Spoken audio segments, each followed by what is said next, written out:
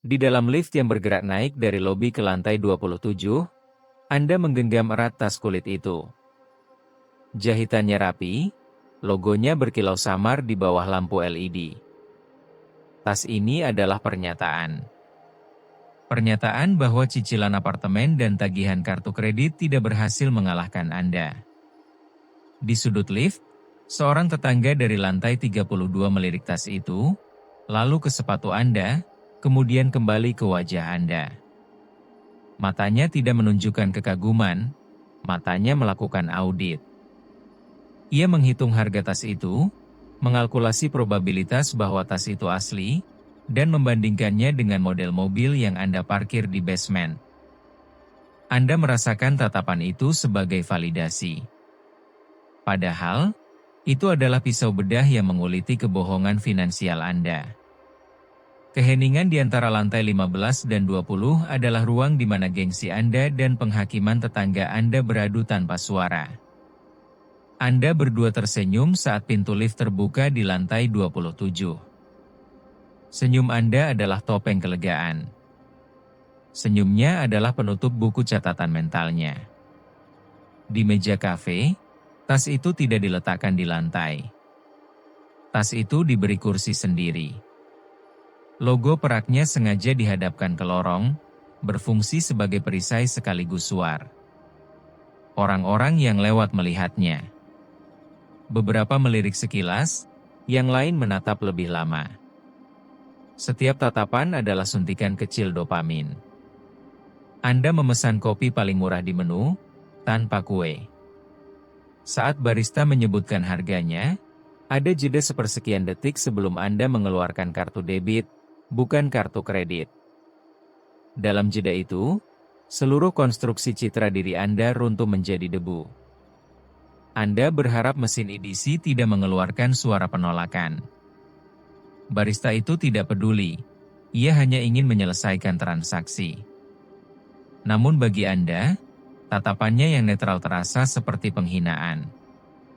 Di seberang ruangan, sekelompok mahasiswa melihat tas Anda, lalu melihat kopi Anda yang sendirian di atas meja. Mereka tidak melihat kemewahan. Mereka melihat ketidakseimbangan. Mereka melihat seseorang yang berinvestasi pada kulit luar, sementara isinya kelaparan. Pukul 7.15. Alarm ketiga dimatikan. Tubuh Anda tidak bergerak. Otak Anda sudah menyusun alibi. Kata, macet, telah disiapkan sebagai kambing hitam universal. Itu bukan lagi sekadar kata, melainkan sebuah indulgensi, surat pengampunan yang Anda tulis sendiri untuk kemalasan Anda. Saat Anda akhirnya melangkah keluar dari apartemen pada pukul 8.05, langkah Anda tidak tergesa-gesa.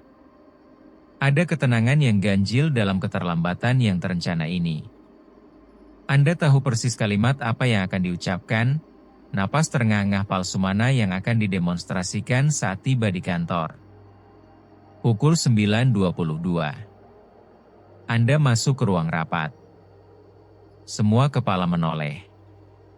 Anda menunduk, mengucapkan mantra sakral. Maaf, macet parah di tol. Atasan Anda mengangguk dengan ekspresi yang merupakan campuran antara maklum dan lelah. Ia tahu. Semua orang tahu.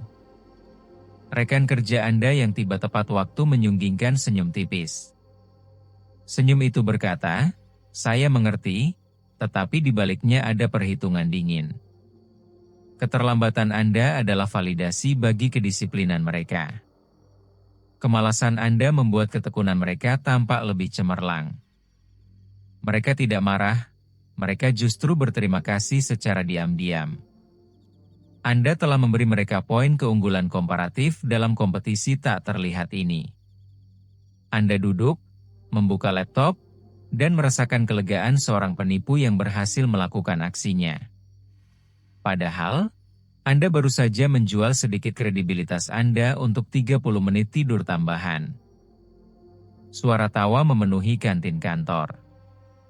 Anda tertawa paling keras saat seorang rekan melontarkan lelucon tentang klien yang sulit. Tawa adalah kamuflase. Sambil menyendok nasi, mata Anda bergerak cepat, memindai interaksi di sekitar.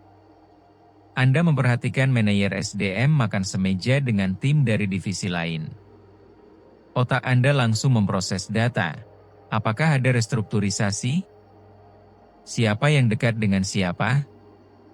Siapa yang berada di lingkaran dalam? Rekan di sebelah Anda memuji presentasi Anda kemarin.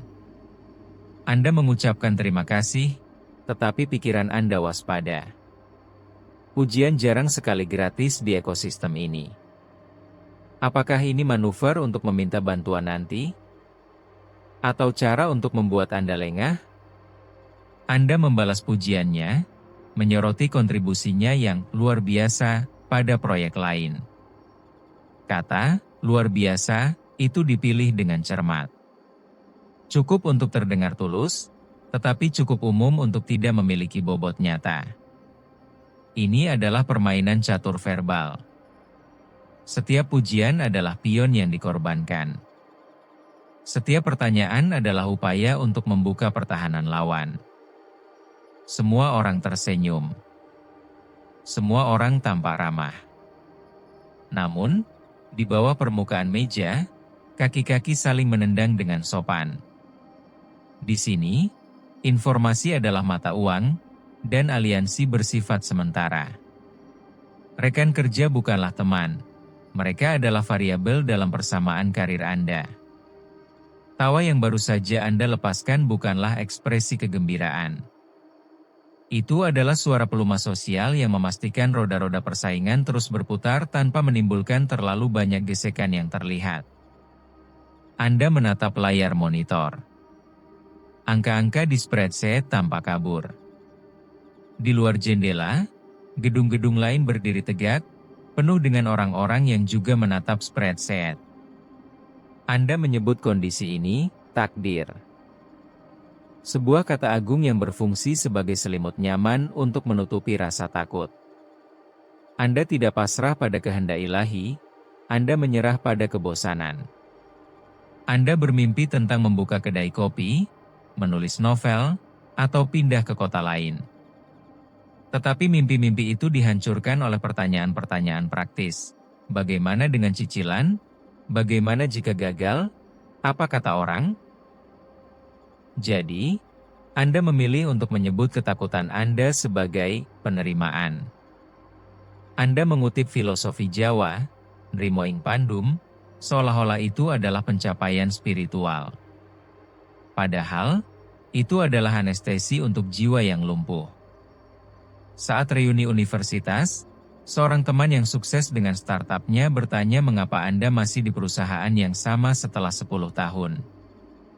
Anda tersenyum bijak dan menjawab, mungkin sudah jalannya di sini. Jawaban itu adalah sebuah benteng. Benteng yang melindungi Anda dari keharusan untuk mengakui bahwa Anda tidak pernah mencoba. Teman Anda mengangguk, tetapi matanya menunjukkan simpati yang sedikit merendahkan. Ia melihat seorang pengecut yang menyamarkan dirinya sebagai seorang filsuf. Orang lain di meja itu, yang juga terjebak dalam pekerjaan yang tidak mereka sukai, mengangguk setuju dengan Anda. Mereka adalah sesama narapidana di penjara yang sama.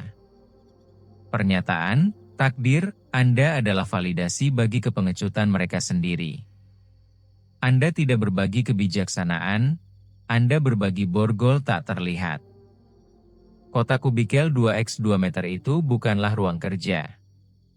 Itu adalah manifestasi fisik dari batas-batas keberanian Anda. Setiap hari Jumat, Anda mengenakan kemeja batik tulis yang paling mahal. Motifnya rumit, warnanya dalam. Kemeja itu bukan sekadar pakaian, itu adalah kostum. Saat memakainya, Anda merasa lebih profesional, lebih berbudaya, lebih mapan. Kemeja itu menutupi banyak hal. Menutupi kurang tidur karena mengerjakan revisi hingga larut malam. Menutupi kecemasan tentang target kuartal berikutnya.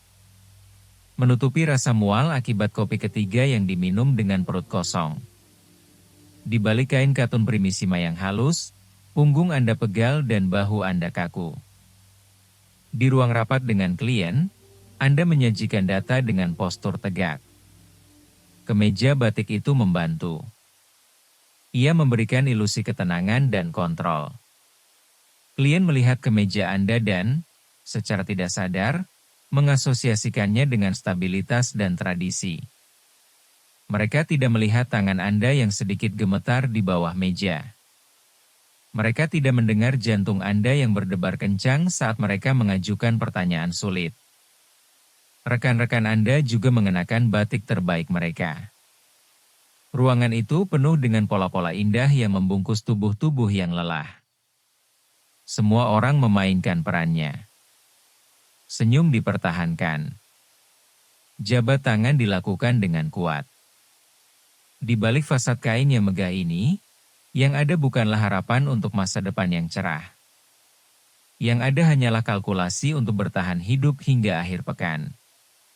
Kemeja itu akan dilepas malam ini, digantung dengan hati-hati, sementara pemiliknya akan ambruk di sofa, terlalu lelah bahkan untuk bermimpi. Di dalam gerbong kereta komuter yang padat, kemeja batik Anda yang mahal kini lecek dan lembab. Aroma parfum mewah Anda telah bercampur dengan keringat ratusan orang asing. Anda bersandar pada tiang dingin, menatap kosong keluar jendela yang gelap. Di pantulan kaca, Anda melihat wajah Anda sendiri dan wajah-wajah lain di sekitar Anda. Semuanya mengenakan topeng yang sama, topeng kelelahan yang netral. Ada seorang wanita yang menggenggam tas bermerek dengan jari-jari pucat. Ada seorang pria muda yang mengetik "macet, baru jalan" di ponselnya, padahal kereta melaju kencang. Ada sekelompok pegawai yang baru saja selesai menertawakan atasan mereka di grup WhatsApp pribadi setelah memujinya di depan umum. Anda semua adalah aktor dalam drama yang sama, masing-masing terperangkap dalam skenario yang ditulis oleh gengsi, kemalasan, dan ketakutan. Kereta terus melaju. Tidak ada tujuan akhir yang melegakan. Hanya ada stasiun berikutnya.